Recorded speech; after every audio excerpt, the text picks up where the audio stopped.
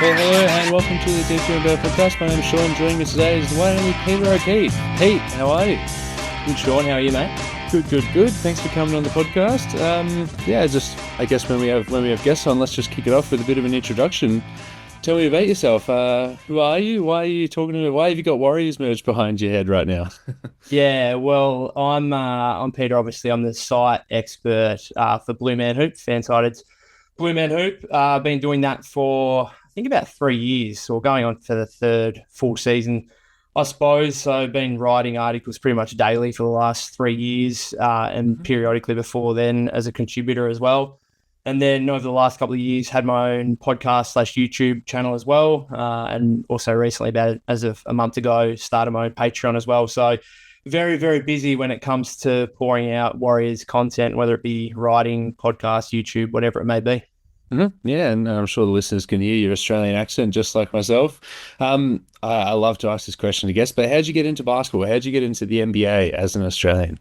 Well, you kind of asked me this beforehand, and you asked, oh, well, why do you not claim yourself as a bandwagoner kind of thing? But I'm happy to accept it. I'm absolutely a bandwagoner. So it's a little bit. I don't know how many of your listeners will be under 18, but it's not a great advertisement for sports betting or gambling. Or it is a good advertisement for it, because that's basically why I have a full-time job covering the Warriors now, is because of sports betting and gambling. So again, kids don't take too much into it, but essentially I never really followed basketball as a kid. I feel like in Australia it's a big thing now. The NBA is a huge thing now, with particularly social media and the ease of access, being able to watch games. But for me as a kid, I don't know about you, but it just didn't feel like it was as big kind of 15, 20 years ago. Played it a little bit at school, but not really. And there were only a few boys that really played it seriously. Couldn't have told you much about the NBA. But then I was a huge sports nut: footy, cricket, tennis, soccer, this kind of stuff. And the first thing I wanted to do when I turned 18 was open up a sports bet account and try and use my sporting knowledge to make a few dollars. And I had a couple of mates who followed the NBA a bit. And obviously the dangerous thing about the NBA is it's on every day during the season. So you can make or lose money very quickly. And basically I just started betting on it. And from there it snowballed incredibly quickly, to the point where I was obviously watching it every day, and just got into a situation where I was loving what the Warriors were doing. So this was basically just before they won their first championship, essentially. So again, got on the bandwagon at the right time, and I'm happy to cop any flack for that. It is what it is. Like, I think if we fast forward to now, if someone's going to start following the NBA this season, do we think they're going to be a Wizards fan or a Utah Jazz fan or anything like that? Probably not. I think when you're watching sport, you fall in love with it, following the best players and the best teams. And Klay Thompson was probably the first player that I really fell in love with, which made things a bit difficult a couple of years ago, or last year when he left. But him and Steph, obviously the Splash Brothers, really fell in love with them. And again, got in on the right time. But I feel like going through what was the horrific nature of the 2019-20 season, I feel like was a real Warrior fan after that, and enjoyed the 2021-22 championship even more as a result. Yeah, I like to joke to some of the co-hosts on this podcast. It's like, look, I watched Kai Bowman and Eric Paschall for 82 games. I deserve everything when it comes my way in 2022. It's been a long time coming. So yeah, we've had our lumps, and now it's on to potentially another title in 2026. But yeah, beautiful. Good to hear. Basketball being on midday is also shocking for productivity in an office job, because we've all got 2 monitors, and League Pass is now a lot more affordable than it has been. And I feel like it's almost better to watch in Australia than it would be in America. Yeah. It's that's a lot of people ask me. It's like, oh, do you have to get up early in the morning or during the night to watch games? I'm like, no. It's absolutely perfect in Australia. You get to watch games in the middle of the day, and it's actually almost easier for me because I can then recap a game rather easily in the afternoon or at night, when obviously all those guys in America are in bed kind of thing. So I can schedule articles for the next morning US time. So it makes things easier, in my opinion. The only issue is around trade, for agency, stuff like that, where I have pull a few all-nighters kind of thing to stay up and cover what's happening in terms of breaking news there, and obviously missing some massive trades that might go down obviously overnight for us in Australia. But in terms of the games themselves, they're obviously on at a great time for us. Yeah, 95% of the time you're good. But All right, well, you've come on to talk about Warriors. Bit of a season preview for the season ahead and sort of the off season that was. Is there anywhere you want to start, or do you mind if I just pick something out of the run sheet we've got here? You go for. I'm sure you want to probably start with the whole Kuminga business. Yeah, let's keep it nice and simple. Kuminga.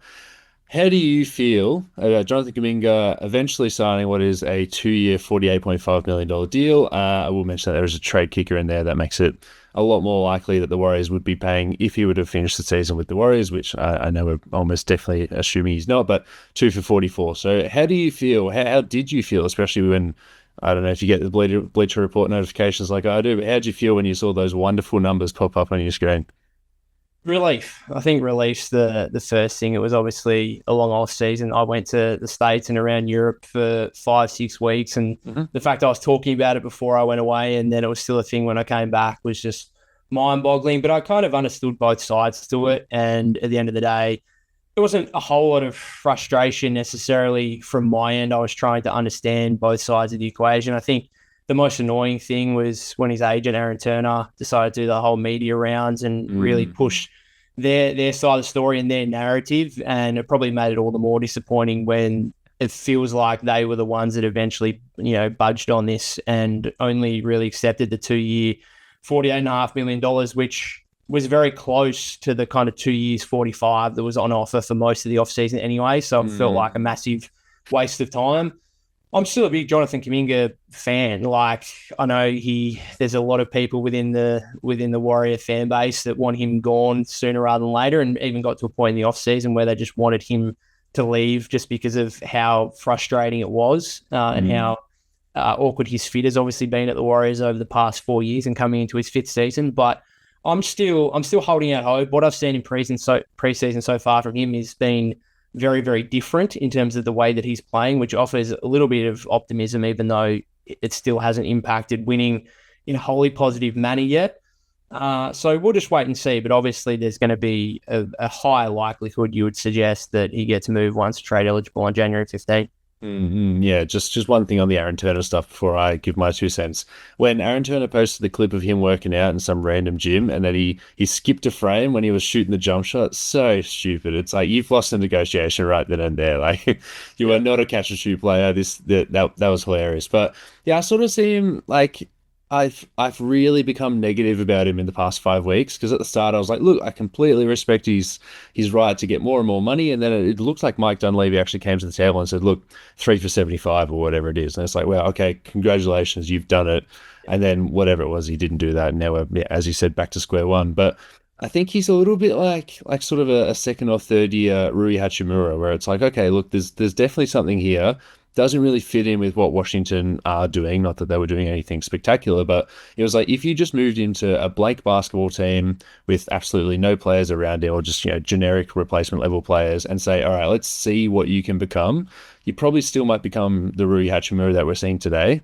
And maybe Jonathan Kuminga is going to be like that. Maybe he's going to top out as just a better Rui Hachimura. Or maybe, if he has everything built around him, maybe he's got shooters at all 4 positions, and it's going to be a bit like, oh, okay, he can actually do something, and all this stuff that just hasn't shown starts showing. But the fact that he's sort of trying to eke that out and wasting sort of Steph's prime in the background, that really just didn't rub me the right way in the past 5 weeks.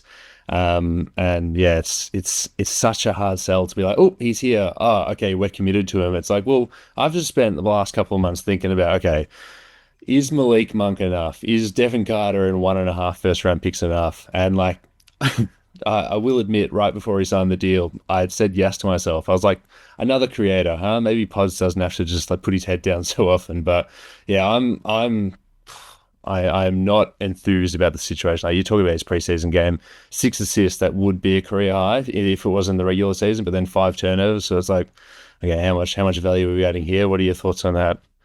Yeah, it's just indifferent because he has, and even today, like we saw him got ejected today, but he had 4 assists in the first half, and I'm watching this very, very closely, and he could have easily had 6 or 7 in the first half. If I know Pods missed a wide open triple at one point, Post missed a wide open corner three that he normally splash in the first quarter.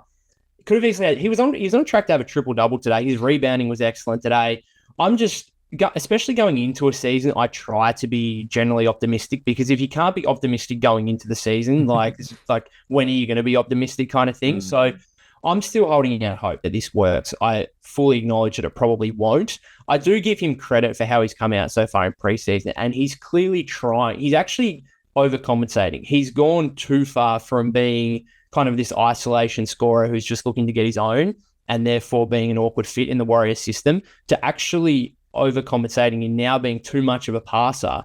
And he took 5 field goal attempts in 18 minutes today. That's not Jonathan Kuminga's game normally. I think the stats so far in preseason are that he's averaging, per 36 minutes in preseason, he's averaging over double the assists per 36 than what he does across the 4 years of his career so far. And he's averaging half the field goal attempts, so per 36. So it's just a completely different style. And I feel like we need more data on this, obviously, during the actual regular season, to work out whether or not it's going to work effectively for the Warriors beyond, obviously, the mid-season trade deadline, or whether or not this is, again, just a short-term thing where he's going to be moved eventually come once eligible on January 15. And I think we've actually got the situation for him. And like, obviously, we've had some ground-bound bigs, and it's just too hard to play Jonathan Kuminga next to a guy who can't shoot. But now we've got Al Horford, who's like a veteran, respected shooter. Post, hopefully, just another year of just being on a basketball court, can be more of a respected shooter. He's more of a shooter in theory, especially when the basketball games matter. But that's two guys. If one of them's not too old and if one of them's not too young, that should be the perfect guys right next to Jonathan Kuminga. And you're right, we're going to find out. But if you had to talk trades, is there a name that you've thought about now that we're not talking in these hypothetical sign and trades? Is there a name or a couple of names that you've thought about where it's like, okay, this is a guy who we can bring in, he's making, whatever, less money. Is there anyone that you've considered and maybe are wishing for? Well, I know all off-season while we're talking about the King stuff and potential sign and trade negotiations, Keegan Murray was always the name that I think myself and other Warrior fans looked at as he's going to be the absolute ideal dream target as a kind of 3-and-D guy that could very easily play off the likes of Steph, Jimmy, and Draymond. That was never going to be a realistic scenario. Like, the Kings weren't going to give up Keegan Murray for Jonathan Kuminga unless the Warriors were throwing in multiple first-round picks in the process. I do think it becomes a little bit more realistic mid-season if the Kings don't extend Murray in the next 5 days or whatever we have here until the deadline. If that's not the case and they decide mid-season that they don't want to pay him $100 million, maybe like 4-year, 25 minimum going forward, then maybe there's an opportunity there. But I actually think Kuminga doesn't really fit on the Kings as much as they wanted him in the offseason. It's a bit of a weird fit when you've got so many on-ball guys and guys that want to put the ball in the basket themselves, like DeMar DeRozan, Zach LaVine. Sabonis likes the ball in his hands. Malik Monk, as we've spoken about. They brought in Dennis Schroeder, obviously, former Warrior. So it doesn't really make sense, that fit, and particularly more so if it's Kuminga for Keegan Murray. So I'd still think that's unlikely. Another one that's unlikely, but is the dream, is Trey Murphy III. Would just be an excellent player on the Warriors, you'd imagine, with his combination of size, length, athleticism, and obviously the shooting as well. Warriors would have to, dump a whole heap of picks in there with Kuminga. And again, Kuminga doesn't make much sense when you've got Zion Williamson and, Yves Missi in the front court as well and stuff like that in New Orleans. So it might have to be a 3-team trade of sorts. I don't know. The Warriors it's an interesting conversation because on one side, it's like, do you just flip him in a straight 1-for-1 swap kind of thing with minimal picks either way for a guy who you feel like might fit the system a little bit better? So, for example, I've thrown up, and I think others have thrown up, would you do a straight swap Jonathan Kuminga for Dylan Brooks, for example? Because we know Phoenix had interest in the offseason. That scares me a little bit because I think there's still a bit of a chance that Kuminga can break out and become a star in Phoenix. And we kind of know who Dylan Brooks is at this point of his career. We know Dylan Brooks' history with the Warriors as well. So do you do that, or do you try and get a legitimate upgrade and package Kuminga together with all the first-round picks that the Warriors have available to them to go and get a legitimate upgrade? So we'll wait and see what happens in the coming months. Yeah, I think you're giving a little bit too much credit to the Pelicans and the Kings front offices. Yeah, you're completely right. There'd be horrible fits there, but maybe they don't have to be a three-teamer trade. Maybe these guys are just idiots Yeah. who traded a great pick next year for Derek Queen. Another bad fit with Jonathan Kuminga if he Yeah. goes there. But yeah, the Keegan Murray thing would be incredible. Obviously, extremely cost controlled this year. And then maybe you can sign him to a 2-year, $48.5 million deal or more. But like that, you're right. He doesn't fit in the Kings at all. But the Kings are also looking at ways to get rid of Devin Carter so they can bring in Russell Westbrook, who, in my opinion, is rightfully off rosters right now. So yeah, let's not give them too much credit, but they would be dream situations for me as well. Yeah, absolutely. Further down the roster, we don't have to spend too much time on it, but what are some of your quick fire thoughts on bringing back Anthony Melton, Gary Payton, and Steph's own Thanasis Antetokounmpo in his brother Seth? Well, starting on Seth, I'm very disappointed. We haven't seen him in preseason yet. I don't know what's going on. There hasn't been any mention of an injury. It just seems like he's ramping up his workload and stuff like that. And growing his hair out. Yeah, like Bit of sorry. I just don't understand. I don't understand what's going on there because it feels like a wasted opportunity when now he's going to have to be waived anyway after the preseason. He's not going to start the season with the Warriors. They're going to have to bring him back middle of next month.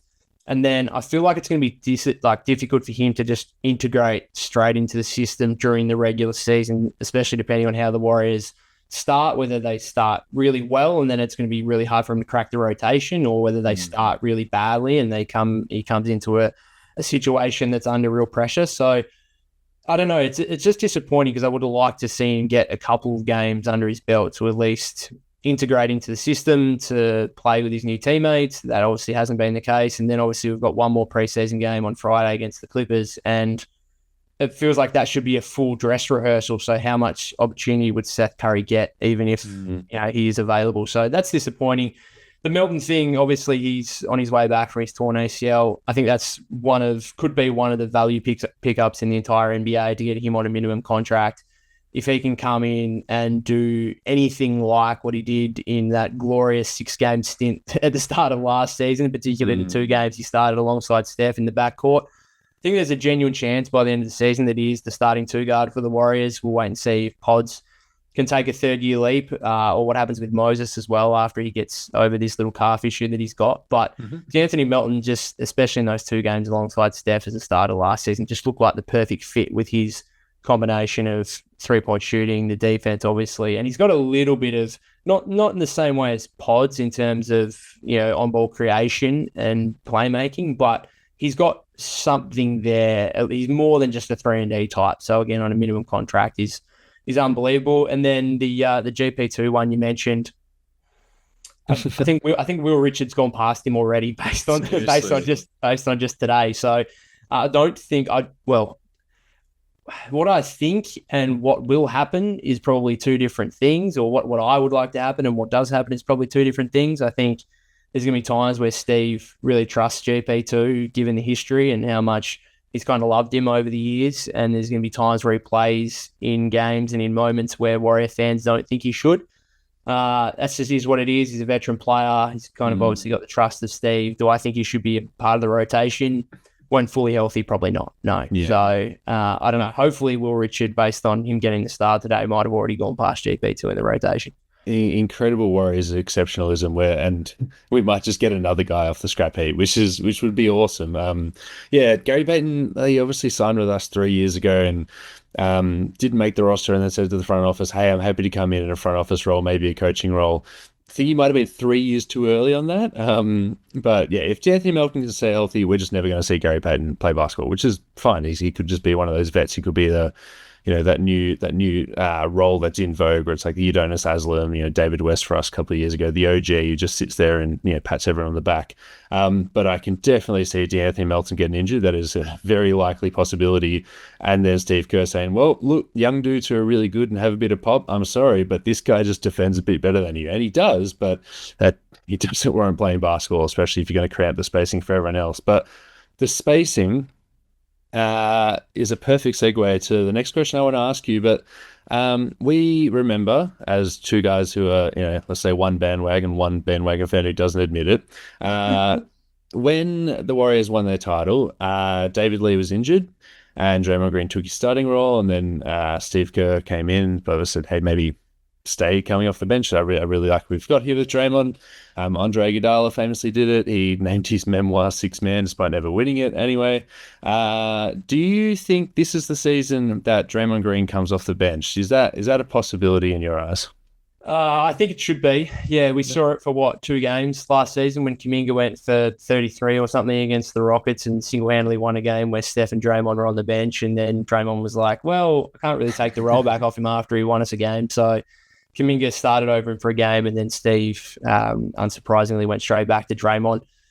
I don't know, I've spoken about it on my podcast. I'd almost go further than whether or not he should be coming off the bench. I would, based on how he's looked in preseason, and I don't want to jump to conclusions, but he hasn't looked good whatsoever. And I do wonder whether or not this is the season you'd potentially look at moving Draymond Green in a trade. Now, again, what I think and what will happen are two separate things. I don't think the Warriors are ever going to trade Draymond Green. There's been plenty of times in the past where they've had that opportunity and where they maybe should have after the Jordan Poole thing. And then a couple of years ago when he had his incidents with Rudy Gobert and Yusuf Nurkic as well, and he got multiple suspensions. So they've had the opportunity before and they haven't done it. I just, in a very similar way as Jonathan Kuminga is an awkward fit, Draymond's kind of an awkward fit as well in terms of the spacing you've got to put around him in certain lineups. So Al Horford should obviously help both Draymond and Kuminga to a certain degree with having that 4-5 combination. But obviously the fit between Jimmy and Draymond and Kuminga is still very awkward, and there's going to be limited minutes for them to share the floor, all three of them together this season. So look, it depends what Steve wants to do. I know he's not set on necessarily starting Al Horford every game because he wants to manage his minutes. I just think you want to try and manage both players' minutes, Draymond and Al Horford. And if that means, one of them has to come off the bench one game and the other comes off the bench the next game, or just whatever. Obviously, you want to try. It's a balance because you want to win games early in the season, but you want to manage those guys so they're ready for the playoffs. And there's also an element of you want to showcase Kuminga to a degree, just to try and up his trade value ahead of the mid-season deadline. So, I think it's going to have to happen at some stage, and I think this season is a legitimate possibility. What do you make of it? As I said earlier, I'm not thinking Jonathan Kuminga whatsoever. I asked the question with purely Jimmy in mind. I guess the showcasing would be the pessimist take for me there, but I like Al Horford's not going to play back-to-back, right, for the whole entire season. So it's going to be Al Horford starting on opening night. He's going to be starting in the playoffs if obviously he hasn't fallen off a cliff. And then in the games that he doesn't start, you've got Quinton Post who can play a very similar role. And then you're not throwing the players everywhere saying, okay, get used to a ground bend big. Okay, get used to a stretch big. You've just got the same theory of player there for the whole entire time. And then I like, if Draymond does come off the bench, starting Jimmy at the 4, bringing in a bit more extra shooting. Like we know, whether it's Moses Moody, who should probably win the minutes in my eyes, or Buddy Hield, who's just a lot more dependable on definitely the offensive end. And then having, similar to how you've got Post and Horford as those bigs in the same theory, depending on what night of the back-to-back it is, you're going to have Jimmy Butler starting at the 4. And if Jimmy Butler's going to rest a little bit, or if he's just not going to try that hard because he doesn't really care about the regular season, you've got Jonathan Kuminga as that same sort of go-to guy. And then in that theory, I don't really know where Draymond fits. So I just assumed he's not going to be traded because he's been bulletproof for his whole entire career. But it wouldn't be bad if everything is looking all right. If in the non-Draymond Green minutes, the defense looks all right because he's such a good table setter. He's such a good guy at just getting everyone in place and just making up for a guy like Post or just like the lackluster defenders around him. He's so good at that. But if it works without him, then it's like, God, that's a pretty valuable salary slot that we can attach some picks to then upgrade and then say, hey, Kuminga and Aaron Turner, pretty good, man. Like, it's all yours. These heaps of minutes in the forward slots. I think if Draymond comes off the bench, it's going to be really hard for him to come off the bench and do, in inverted quotes, what he does, right? So it's like he's going to be running some dribble handoffs with whoever the bench players are, and it looks awesome with Steph and then Clay in the pass, and like he's really good at finding Jimmy when he seals in the low block. But then it's going to be like, okay, well, that Will Richard handoff didn't really result in anything because he's a rookie, and then you've got who's sealing down low. Is it going to be Quinton Post, or is it going to be whichever big man's out there? It's like, Draymond, you're not really adding much. You have to be surrounded by these incredible gravitational forces, which has been the criticism of him for nearly a decade. But he's won titles. It doesn't matter. So yeah, I think if he's not going to start, you sort of have to. So then, would you start him at the 5? Would that be time to say, like, hey, death lineup full time, or is he still a 4? I really hate that when Steve started the small ball lineup. I know it worked over the second half last season after the All-Star break, one of the best teams in the league over the final course of the regular season.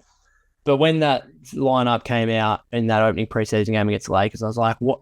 You're bringing in a veteran, capable center in Al Horford, and you're still going to go small ball and put the tax on Draymond physically to the point where at the end of the last season in the playoffs, he looked like he was worn down from the physical workload that he took on. So I just don't want to see that whatsoever. I'd prefer him to either be at the 4 with Horford at the 5 and then post at the 5 in nights that Horford's out, or again, coming off the bench. But you're exactly right. Like, you want to try and play him with Steph as much as possible to maximize the Steph and Draymond combination because, man, I know it's only preseason and Draymond doesn't really care about basketball until it actually is meaningful. But we saw it on on last Sunday against the Lakers in that third preseason game where Steph and Jimmy were out and Draymond played 22 minutes and it was the worst 22 minutes you've ever seen. I might as well have been playing. It was that looked like me playing Tuesday Night Social League. He was throwing up air balls from 3 and everything, like, just looked terrible. So yeah, you're absolutely right. If you're putting him back to the bench, can he then play enough with Steph and Jimmy and the other veteran guys to be his normal self? It's just something that Steve's going to have to manage as the season progresses, I suppose. Yeah. Great segue. You should be a podcaster. But Steve Kerr, not extending, according to Anthony Slater of ESPN. He's going to wait till after the season to address a new deal.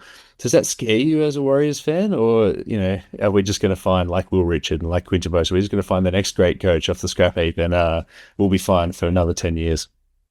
No, I don't think so. I think things would have to go terribly wrong for Steve not to extend. I've always seen this. It is a little bit surprising to me that he just wouldn't add an extra year on with Steph, Jimmy, and Draymond all being contracted for the next 2 seasons. Feels like Steve will just ride that out with them, and then everyone, I suppose, will reevaluate at the end of the 2026-27 season. Again, I'm not concerned. We heard what he said before the season. Maybe if everything's going great, something gets negotiated at the All-Star break. Otherwise, it can get done after the season. Could someone come and poach him? Maybe if he wants a fresh start and a new challenge. But yeah, I'm not overly concerned with the whole Steve Kerr business. Certainly not in a way that I am from a player standpoint, I suppose, having followed all of last season with, Kuminga was going to become a restricted free agent regardless, but the year before with Clay, and we've even had Draymond in the past before he kind of re-signed in 2023, was it? 2022? So 3 for 100. Yeah. So, Steve, obviously a legendary coach. Warrior fans can be on his back sometimes with some of the lineup combinations and rotations we can see. So I'm sure there's a lot of Warrior fans out there that wouldn't actually mind him moving on. But I think it's probably one of those cases where you don't know what you've got till it's gone. And if he does leave, the Warriors might be in some trouble, but I don't really have any concerns over that at this stage. Yeah, it's in a vacuum. I completely agree with you, but obviously there's the Popovich connection and the Spurs connection. Popovich isn't there anymore. Mitch Johnson, no one's really in love with him, but rookie coach, we'll see what happens. Just Wembanyama looks really good in the preseason, and if he's like, God, Steph 38, 39 or whatever his age is, Jimmy Butler 52, Draymond Green more grey in his beard than before. Victor Wembanyama's pretty tall, and he's just gotten stronger. And turns out the blood clot thing was just a one-off. Let's not worry about that. That's a pretty good new challenge as you describe it. Rather than just taking, the Kings when it becomes available in 6 months from now. So I am worried big time about the San Antonio Spurs threat. Are you? Is it a challenge? I'm not sure it'd be a challenge. It's like a cakewalk to the championship with Wemby.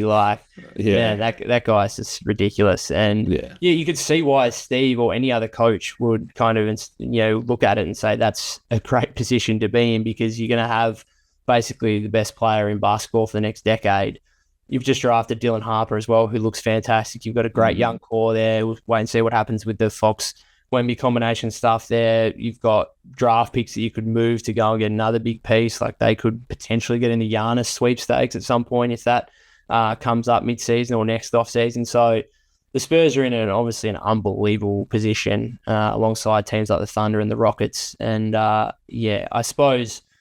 think Steve still, like, just the gravity of the Warriors and what he means to the franchise and what the franchise means to him, I'm still fairly comfortable. Obviously, once we get closer to the end of the season and there's still no contract or anything like that, then maybe it comes up into the picture a little bit more. Mm.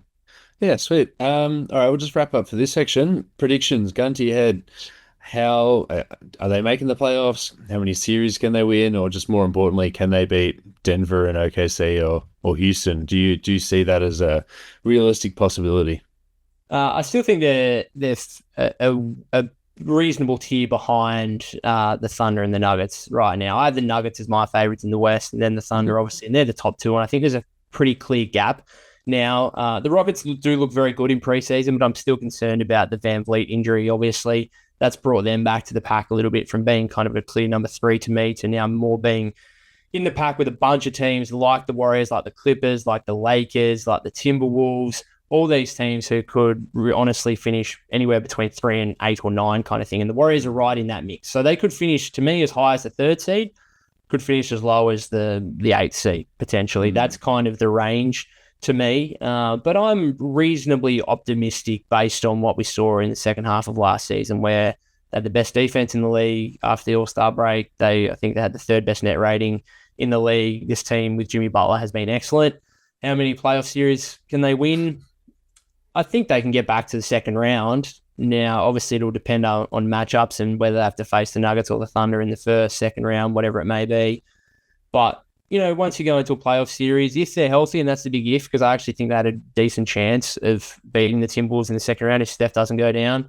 So that's going to be the big question mark. And I think last season, they had to just push so hard to make the playoffs, go through the play-in tournament, stuff like that. It just left them. And then, obviously, 7-game series against the Rockets, it just left nothing in the tank in that second round. Steph gets injured. Draymond looks worn out. Jimmy looked worn out, had obviously that big fall in the Rockets series as well. So, we'll wait and see. But I'm reasonably optimistic on this team. But again, as I said to you earlier, if you can't be optimistic in preseason before an actual regular season game has been played, then you're going to be what are you doing? Optimistic. Yeah, very often. Yeah. I kind of agree that they sort of need an injury to break right for them. But I do like the theory of you're not going to gas everyone out, because you do have two of your oldest guys, at least. You do have two sort of facsimiles coming off the bench, and you can rest them and you can hopefully get to the end of the year. But yeah, without a Kuminga trade for whoever the player may be, or without a Draymond trade for whoever the player may be, on paper today, I don't consider them a true title contender. And sorry to push back against you not being optimistic in the preseason. But one thing I like to ask all guests that come on the pod is, if those really nice sort of, I don't know if it's Hardwood Classics or maybe it's probably Nike now, but those really high quality jerseys that are like 500 AUD, maybe 600 AUD, like the game worn ones. If you had to have any jersey, current player, future, of any player on any team, who would it be and why? Obviously, imagine no cost here. Well, I'm just, my instant thought goes to MJ, because you can go into here in Australia, Rebel Sport or the NBA store in Melbourne kind of thing, and you can get most player jerseys for a reasonable price. Obviously, the old school Mitchell and Ness ones are kind of a little bit more expensive, but anytime you get to MJ and I think Kobe now, obviously, they're a little bit pricey, and I've only got a couple of. I'm a bit of a jersey collector. Probably got, I don't know, 30, 40 legitimate jerseys. But I don't have a legitimate MJ one. I've got a couple of knockoffs from Bali for $10, and that's it. So I think if I was to get a legitimate MJ jersey, that's what I'd be after. And which MJ would it be? Are we talking white, red, black pinstripes? Which one is it? 45? Probably not. I'd stick with the 23, I think. But probably red, I think. Yeah. It'd also be nice to wear my Tuesday night social league team. We wear red and we're just like, we can wear whatever we want. Yeah. And so I I usually wear a James Harden Rockets jersey, which is a bit weird as a Warrior fan. But if I got a proper MJ one, I'd probably rep that. Yeah, damn. First sort of realistic answer I've gotten where it's like, hey, I play on Tuesdays. I can wear it. A lot of people are talking about framing or just never touching that thing. So that is true, yeah. well, you don't want to spend $500 and then not not get any use out of it. The cost per wear is horrible. But yeah, awesome. Thank you very much for coming on, man. Just a little outro. Where can people find what you do? Where can people follow, et cetera, et cetera? Just give us the spiel. Yeah, so obviously every day, bluemanhoop.com, doing 4 or 5 articles every day, and got a bunch of contributors on there helping out as well. So things kicking off big time as the season gets underway. Obviously Golden State with Mates on YouTube or via your podcast feed as well. Got a couple of thousand subscribers on YouTube doing live streams after games, having guests on and stuff like that. Golden State with Mates Patreon has just started up as well, where bonus episodes, writing content, giving away a Steph Curry jersey as well in 5-6 days time, and other kind of jerseys and memorabilia stuff as the season progresses. Golden State with Mates as well on TikTok, Instagram, and my personal X/Twitter account at POK252, POK252. So appreciate you having me on. No worries. Thanks for coming on. Speak to you soon. Thanks, guys.